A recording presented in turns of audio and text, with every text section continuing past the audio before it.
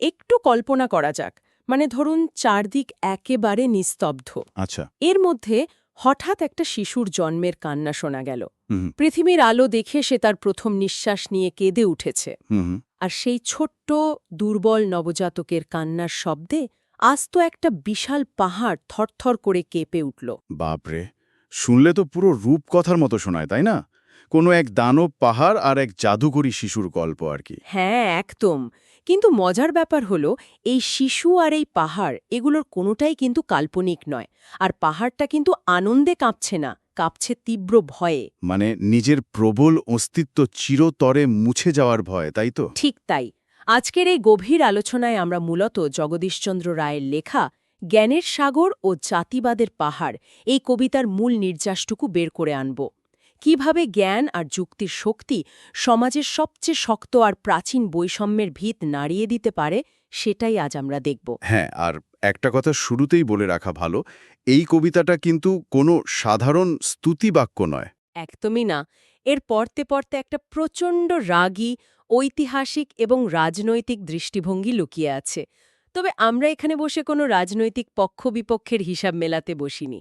আমরা কেবল কবির লেখনী এবং তার পেছনের ভাবনাগুলোকে সম্পূর্ণ নিরপেক্ষভাবে বিশ্লেষণ করব। ঠিক বলেছেন। শিল্পের জায়গা থেকে এর ব্যবচ্ছেদ করা দরকার। একটা বিশাল অনড় সামাজিক কাঠামো কিভাবে একটা নতুন চিন্তার কাছে নিজের ভিত হারিয়ে ফেলে, সেটা বোঝার জন্য এই রূপকটার গভীরে ঢোকা খুব জরুরি। ওই যে পাহাড়ের ভয়ের কথা বলছিলাম, মানে পাহাড় তো বিশাল, তার তো ক্ষমতা অসীম হওয়ার কথা। সেটাই তো স্বাভাবিক। কিন্তু সে আত্মরক্ষার জন্য বা নিজের ভয় লুকোনোর জন্য একটা ঢাল ব্যবহার করছে। সে ওই ছোট্ট শিশুটির গায়ে একটা তকমা সেঁটে দিচ্ছে, অস্পৃশ্য। হ্যাঁ, আর এই তকমা দেওয়ার ফলে শিশুটিকে পদে পদে লাঞ্ছনার বঞ্চনার এক চরম বিষাক্ত পথ পার হতে হয়। আমার কাছে মনে হয় পাহাড়ের এই তকমা দেওয়াটা আসলে তার শক্তির প্রমাণ নয়, বরং তার চরম নিরাপত্তাহীনতার লক্ষণ। অস্তিত্ব টিকিয়ে রাখার এই ভয়ই কি যুগে যুগে শোষণের মূল চালিকা শক্তি হিসাবে কাজ করেছে। দারুণ একটা প্রশ্ন। আসলে উল্টো দিক থেকে যদি দেখি, ক্ষমতা যখন ন্যায়ের ওপর ভিত্তি করে দাঁড়িয়ে থাকে না, তখন তাকে টিকে থাকার জন্য ভয় তৈরি করতে হয়। মানে ভয়ের ওপরই তাদের পুরো সাম্রাজ্যটা দাঁড়িয়ে থাকে আর কি। একদম।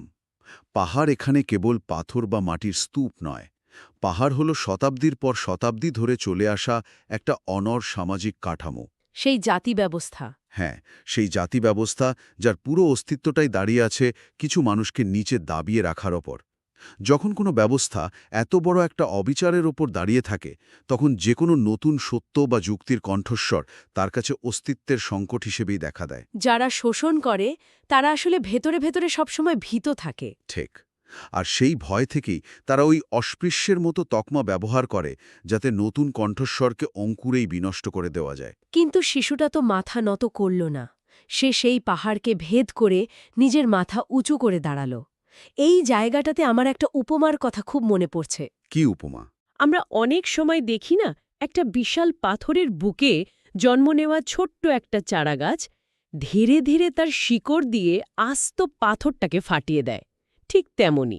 চারাগাছের উপমাটা শুনতে বেশ ভালো লাগে ঠিকই, কিন্তু এই কবিতার প্রেক্ষাপটে এটা বোধহয় একটু বেশি ধীর এবং শান্ত শোনায়। তাই কেন মনে হচ্ছে এমন? কারণ কবিতাটা তো কোনো প্রাকৃতিক নিয়মের বা নীরব অপেক্ষার কথা বলছে না। এখানে একটা অত্যন্ত সক্রিয়, বুদ্ধিবৃত্তিক এবং আগ্রাসী লড়াইয়ের কথা বলা হচ্ছে। ও আচ্ছা, বুঝতে পেরেছি। চারাগাছ তো শুধু নিজে বাঁচার জন্য বাড়ে, কিন্তু এখানে শিশুটির উদ্দেশ্যই হল পাহাড়ের অহংকার চূর্ণ করা। এটাকে বরং ফাটলের ভেতর ডায়নামাইট ঢুকিয়ে দেওয়ার সাথে তুলনা করা যায়। বাহ, দারুণ একটা পয়েন্ট ধরেছেন। এটা শুধু টিকে থাকা নয়, এটা একটা ব্যবস্থার মূলে আঘাত করা। আর সেই ডাইনামাইটটা কোনো বারুদ বা তলোয়ার নয়, সেটা হলো যুক্তি। একদম ঠিক। কবির ভাষায় তার যুক্তি জাতি ব্যবস্থার জগদ্দল পাথরকে ফাটিয়ে দেয়, আর সেই ফাটল দিয়ে বেরিয়ে আসতে শুরু করে সমতা, স্বতন্ত্রতা আর ন্যায়ের কিরণ। কিন্তু যুক্তি জিনিসটা তো নিরাকার। এটা ঠিক কিভাবে একটা আস্ত পাহাড় ফাটায়? আর এখানেই ওই মনুস্মৃতির প্রসঙ্গটা আসে, যেটা গুড়িয়ে যাওয়ার কথা কবি বলেছেন। হ্যাঁ, এই জায়গাটা বুঝতে গেলে আমাদের একটু পেছনের ইতিহাসে যেতে হবে।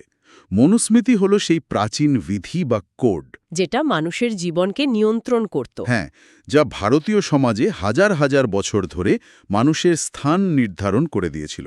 আপনি কোন পরিবারে জন্মাবেন, তার উপর ভিত্তি করে আপনার পেশা কি হবে, আপনি জ্ঞান চর্চা করতে পারবেন কিনা, এমনকি আপনার সামাজিক মূল্য কতটুকু, সবকিছু এই বিধানে নির্দিষ্ট করা ছিল। সাংঘাতিক ব্যাপার। এটাই হলো সেই অনড় পাহাড়, যেটা মানুষের মনস্তত্ত্বকে আষ্টে পৃষ্ঠে বেঁধে রেখেছিল। তার মানে পাহাড়টা আসলে পাথর বা মাটির নয়, পাহাড়টা হলো মানুষের মগজে গেঁথে থাকা এই মনুস্মৃতির বিধানগুলোর একটা অদৃশ্য কাঠামো। ঠিক ধরেছেন। আর এই কাঠামোটাকে ভাঙার জন্য পেশিশক্তির কোনো দরকার ছিল না। এখানেই সেই শিশুটির বা বলা যায় সেই মহাপুরুষের, যাকে আমরা বাবা সাহেব হিসেবে চিনি, তার যুক্তির শক্তিটা কাজ করেছে। হ্যাঁ, তিনি কেবল আবেগ দিয়ে লড়েননি, তিনি আইন, ইতিহাস, দর্শন এবং সমাজতত্ত্ব দিয়ে ধাপে ধাপে প্রমাণ করে দিয়েছিলেন যে জন্মগতভাবে কেউ উঁচু বা নিচু হতে পারে না। আর এই যুক্তির আঘাতটা কতটা সুদূর প্রসারী ছিল তা ভেবে দেখুন। তিনি যখন যুক্তি দিয়ে দেখালেন যে এই অসাম্য প্রাকৃতিক নয়, বরং মানুষের তৈরি একটা শোষণ যন্ত্র, তখন সেই প্রাচীন পাহাড়ের ভিত্তি ধসে পড়তে বাধ্য হল। আর এর ফলে মনুস্মৃতির রাজত্ব ধ্বংস হয় এবং ভারতের সংবিধান প্রতিষ্ঠিত হয়। এটা কিন্তু একটা বিশাল ব্যাপার। মানে একটা প্রাচীন বিধান থেকে একটা আধুনিক আইনি কাঠামোতে উত্তরণ চারটিখানি কথা নয়। হাজার বছর ধরে যে বিধান মানুষকে নিয়ন্ত্রণ করছে, হঠাৎ করে সেটার বিপরীতে একটা সংবিধান প্রতিষ্ঠা করা, এটা মানুষের মনস্তত্ত্বে কতটা বিশাল একটা ধাক্কা হতে পারে তা ভাবলেই অবাক লাগে। একদমই তাই। এটা তো কেবল একটা বই সরিয়ে আরেকটা বই রাখার গল্প নয়। সংবিধানে ঘোষণা করা হলো, আজ থেকে রাষ্ট্রের চোখে সবাই সমান, নারীকে তার অধিকার দেওয়া হলো। হ্যাঁ, আর যারা অন্ধ, অর্থাৎ যারা এতদিন অজ্ঞতার অন্ধকারে ছিল, তাদের জন্য জ্ঞান আলোকের দিশা উন্মোচিত হল। এটা একটা সভ্যতার চিন্তাধারার সম্পূর্ণ পালাবদল। শুরু হয় বুদ্ধের আদর্শের চিন্তার জাগরণ। শারীরিক বলপ্রয়োগ করে হয়তো সাময়িকভাবে ক্ষমতা দখল করা যায়, কিন্তু মানুষের মনোজগতে পরিবর্তন আনতে গেলে যুক্তির কোনো বিকল্প নেই। সংবিধানে যখন সমতার কথা বলা হচ্ছে, সেটা কেবল একটা আইনি বাক্য নয়, সেটা একটা দীর্ঘস্থায়ী দার্শনিক বিজয়। যুক্তির শক্তিটাই এখানে, যে সে প্রশ্ন করতে শেখায়। আর সবচেয়ে বড় কথা, কবি এখানে বুদ্ধের আদর্শের চিন্তার যে নতুন জাগরণের কথা বলেছেন, সেটাও এই যুক্তিবাদ এবং সম্মতারই প্রতীক। বুদ্ধের দর্শনে জন্ম নয়, বরং কর্ম এবং প্রজ্ঞায় মানুষের পরিচয়। পাহাড় ভেঙে গেল, সংবিধান চলে এলো, সবাই সমান অধিকার পেয়ে গেল। গল্প তো এখানেই শেষ হতে পারত। কিন্তু কবিতাটা তো এখানেই শেষ হয়ে যায় না। হঠাৎ করে এই কবি এক বুক আক্ষেপ নিয়ে বলে ওঠেন, কিন্তু হায়। হ্যাঁ, বিজয়ের আনন্দ থেকে আলোচনা এবার চলে যাবে বর্তমানে নির্মম বাস্তবতায়। বিজয়ের এই আনন্দ আর উল্লাসটা যেন এক নিমিষে একটা ট্র্যাজেডিতে বদলে যায়। এত বড় বিজয়ের পরও কবি কেন হঠাৎ আক্ষেপ করছেন? কারণ বাস্তবের সমাজ তো কোনো রূপকথার হ্যাপি এন্ডিং মেনে চলে না। কবি আক্ষেপ করেন যে এই মহাপুরুষের দীর্ঘ সংগ্রামের ফলে যারা আজ সুবিধাভোগী, তারা তার এই ত্যাগ ও বলিদানকে মনে রাখেনি। কবি একটা খুব তীক্ষ্ণ শব্দ ব্যবহার করেছেন, অশিক্ষার অন্তর কলহে লিপ্ত। এই শব্দবন্ধটা আমাকে খুব ভাবিয়েছে। মানুষগুলো তো প্রাতিষ্ঠানিক শিক্ষা পেয়েছে, তারা হয়তো বড় বড় ডিগ্রি পেয়েছে। তা পেয়েছে। তাহলে এই অশিক্ষার অন্তর্কলহ কোথা থেকে এলো? শিক্ষিত মানুষের ভেতরে অশিক্ষার কলহ। এত বিশাল অবদান থাকা সত্ত্বেও তিনি আজও তাদের কাছে ব্রাত্য বা অবহেলিত রয়ে গেছেন। আসলে প্রাতিষ্ঠানিক শিক্ষা আর দার্শনিক প্রজ্ঞা, এই দুটোর মধ্যে একটা বিস্তর ফারাক আছে। অধিকার যখন প্রথম অর্জিত হয়, তখন সেটা পাওয়ার একটা প্রবল তাগিদ থাকে। একটা লড়াইয়ের স্পিরিট থাকে। কিন্তু পরবর্তী প্রজন্ম, যারা সরাসরি লড়াই না করে সেই সুবিধাগুলো পায়, তাদের মধ্যে অনেক সময় একটা আত্মতুষ্টি চলে আসে। তারা ভুলে যায় যে এই অধিকারটা একদিনে আকাশ থেকে পড়েনি, এর পেছনে একটা বিশাল বুদ্ধিবৃত্তিক এবং সামাজিক লড়াই ছিল। আর তখনই শুরু হয় আসল সমস্যা। এখানে আমার একটা খুব প্রাসঙ্গিক প্রশ্ন মনে আসছে। বলুন। সংবিধান বা আইনের মাধ্যমে অধিকার পাওয়াটাই কি চূড়ান্ত বিজয়?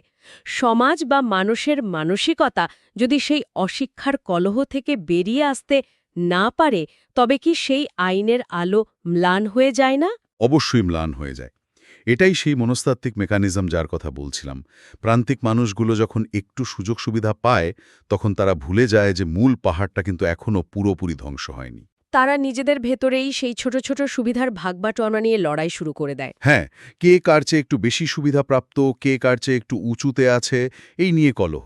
আর এই বিভেদ তৈরি করে তারা আসলে নিজেদের অজান্তেই সেই পুরনো জাতিবাদের পাহাড়টাকেই নতুন করে গড়তে সাহায্য করে। আর নিজেদের ভেতরের এই কলহ এবং বিস্মৃতির কারণে যে শূন্যস্থান তৈরি হয়েছে তা কিভাবে অশুভ শক্তিকে জায়গা করে দিচ্ছে, সেটিই কিন্তু এখনকার সবচেয়ে ভয়ের বিষয়। একদম ঠিক।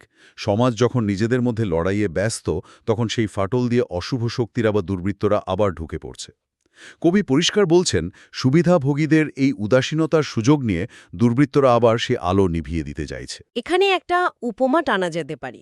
ধরুন একটা ঝোড়ো রাতে একটা ঘরে টিম টিম করে একটা প্রদীপ জ্বলছে। এখন ঘরের মানুষগুলো যদি প্রদীপটাকে আগলে না রেখে কে কার চেয়ে বড় বিছানায় ঘুমোবে তা নিয়ে ঝগড়া করে, তাহলে তো বাইরের ঝড় এসে প্রদীপটা নিভিয়ে দেবেই। চমৎকার উপমা দিয়েছেন। কবি এখানে খুব সুনির্দিষ্টভাবে জাতি, ধর্ম, বর্ণ এবং প্রান্তবাদকে দুর্বৃত্তদের হাতিয়ার হিসেবে চিহ্নিত করেছেন। শুরু হয়েছে এদের উদ্দাম নৃত্য। মানুষকে বিভক্ত করার এই পুরনো কৌশলগুলো কিভাবে আজও প্রাসঙ্গিক তা এই লাইনগুলোতে খুব স্পষ্টভাবে ফুটে উঠেছে।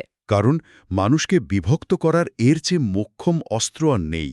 যখন আপনি মানুষকে যুক্তির জায়গা থেকে সরিয়ে আবেগের জায়গায় ধরুন ধর্ম বা বর্ণ নিয়ে যেতে পারবেন, তখন তাদের নিয়ন্ত্রণ করা খুব সহজ হয়ে যায়। হ্যাঁ, তখন কেউ আর প্রশ্ন করে না। ঠিক, দুর্বৃত্তরা আসলে ওই মহাপুরুষের আসনটিই দখল করতে চায়।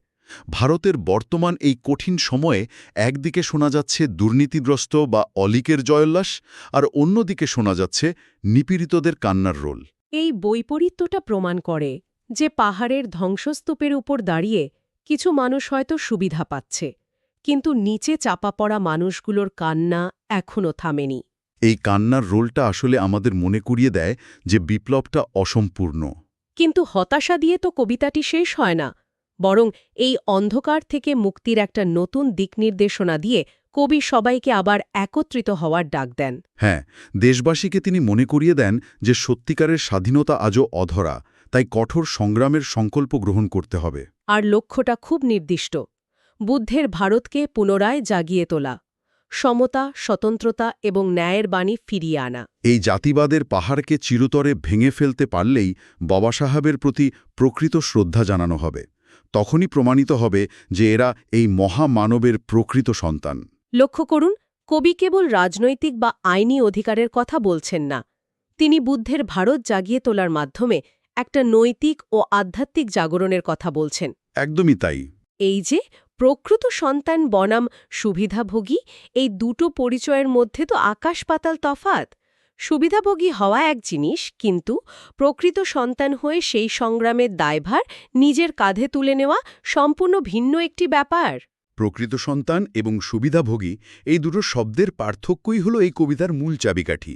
সুবিধাভোগীরা হলো তারা যারা কেবল ফলটা ভোগ করতে চায়, কিন্তু গাছটার যত্ন নিতে রাজি নয়। হ্যাঁ, সে কেবল অধিকার ভোগ করে, কিন্তু তার পেছনের দর্শনটাকে ধারণ করে না। আর প্রকৃত সন্তান সেই যে বোঝে এই গাছটা বাঁচিয়ে রাখতে হলে তাকে প্রতিদিন জল দিতে হবে, আগাছা পরিষ্কার করতে হবে। বুদ্ধের ভারত জাগিয়ে তোলার অর্থ হলো ওই যুক্তিবাদ আর মানবতার চর্চা প্রতিদিনের জীবনে ফিরিয়ে আনা। এই পুরো আলোচনা থেকে একটা জিনিস পরিষ্কার, এটা কেবল অতীতের কোনো এক ঐতিহাসিক বিজয়ের গল্প নয়। জ্ঞান আর যুক্তির সাগর দিয়ে একজন মানুষ একটা আস্ত পাহাড়ের ভিত নাড়িয়ে দিয়েছিলেন। তিনি পথ দেখিয়ে গেছেন, কিন্তু সেই পথ ধরে হাঁটার দায়িত্ব তো আমাদেরই। আমরা হারিয়ে ফেলি, তবে মানুষের মনের ভেতরের পাহাড় ভাঙা অনেক বেশি কঠিন হয়ে দাঁড়াবে। আর সেটাই বোধহয় আমাদের শ্রোতাদের জন্য একটা বিশাল চিন্তার খোরাক। জ্ঞানের সাগর আর যুক্তির শক্তি দিয়ে একজন মানুষ যদি একটি আস্ত জাতিবাদের পাহাড় ফাটল ধরাতে পারেন, তবে আমাদের দৈনন্দিন জীবনে সেই জগদ্দল পাথর কোনটি? খুব গুরুত্বপূর্ণ প্রশ্ন। আমরা কি আমাদের নিজস্ব ছোট ছোট ভেদাভেদ আর কলহ দিয়ে সেই ভাঙা পাহাড়কে আবার নতুন করে গড়ে তুলছি না তো? ভেবে দেখবেন। আজ আমরা একটা রূপকথার মতো পাহাড়ের অহংকার চূর্ণ হওয়ার গল্প থেকে শুরু করে বাবা সাহেবের আদর্শে একটি নূতন ভারতের স্বপ্ন দেখার যাত্রায় ডুব দিলাম। আড্ডাটা সত্যি খুব গভীর ছিল। একদম। আগামীতে এরকম আরও নতুন কোনো বিষয়ের গভীরে ডুব দেওয়ার প্রতিশ্রুতি দিয়ে আজকের এই গভীর আলোচনা এখানেই শেষ করছি। ভালো থাকবেন সবাই।